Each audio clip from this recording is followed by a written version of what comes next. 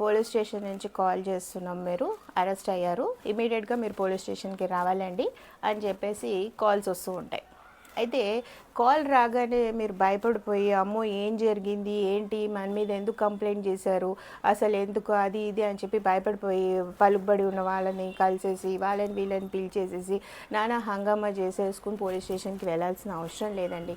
అది ఏంటంటే just enquiry అనమాట.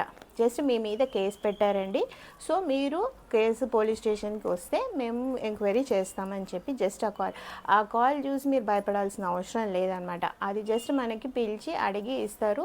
దాని మీద ఒక ఫామ్ మీద సంతకం పెట్టించుకుంటారు. ఫామ్ మీద సంతకం పెట్టిన తర్వాత మేము ఎప్పుడు పిలిస్తే మీరు అప్పుడు రావాల్సి వస్తుందని అని చెప్తారన్నమాట. అయితే ఫస్ట్ మీరు చేయాల్సింది ఏంటంటే ఎఫ్ఐఆర్ కాపీ తీసుకోవాలి.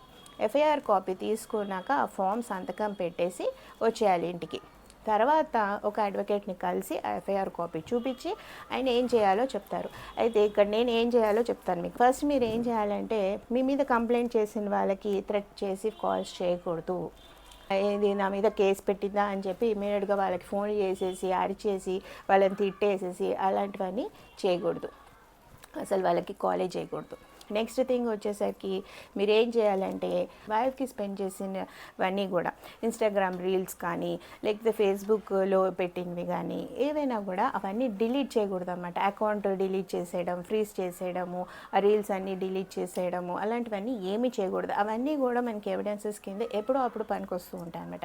సో ఇమీడియట్గా అవన్నీ మీరు డిలీట్ చేయకుండా సేవ్ చేసుకుని బ్యాకప్ కూడా చేసుకుని పెట్టుకుంటే మరీ మంచిదన్నమాట. మీరు ఒక అడ్వకేట్ని కలిసి మీకు ఇవన్నీ ఇన్స్ట్రక్షన్స్ ఇస్తారు.